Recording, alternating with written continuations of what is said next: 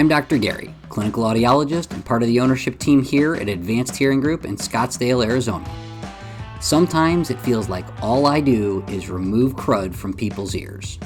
Okay, I guess that's a bit of an overstatement. However, whether it's removing earwax, dead skin, or other debris, I do spend a lot of time doing this. All of these patients seem to have three symptoms in common: fullness in the ears, pressure in the ears, and reduced hearing. What I found interesting about this wax removal, and the reason that I'm bringing you guys this one to see, is the fact that this patient was suffering from all three of these symptoms, but they were fluctuating. So basically what was happening is they were experiencing reduced hearing, fullness in the ears, and pressure in the ears in the mornings.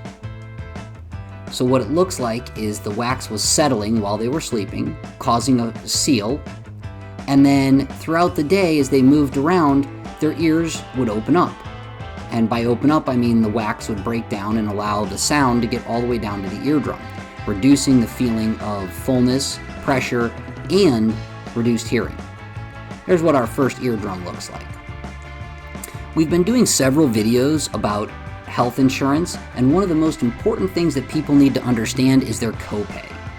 Your copay is the amount that you as the insured are required to pay at the time of service. This can vary depending on the type of specialist your doctor is or the type of facility you're being seen at.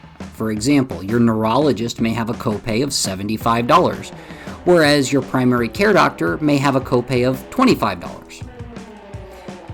Facilities such as urgent care or hospitals can have higher copays than other facilities. You also need to check to see whether facilities are in-network or out-of-network. For more information on your copays, you can look on your health insurance card, you can consult your health insurance handbook, or you can contact your health insurance company or your primary care doctor. If you're interested in learning more about health insurance and health insurance made easy, click the link in the description below for the video that we recently did. As we go over to the other ear, you see the same type of scenario where it's a thin layer of wax. Once we break through that wax, it instantly reduces the amount of fullness and pressure that the patient is feeling, also giving them better hearing.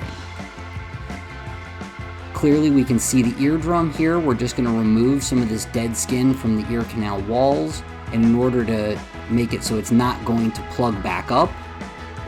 If you like these wax removal videos, please take a moment to like and subscribe. It really does help with the YouTube algorithm and helps us get these videos and this information in front of more people.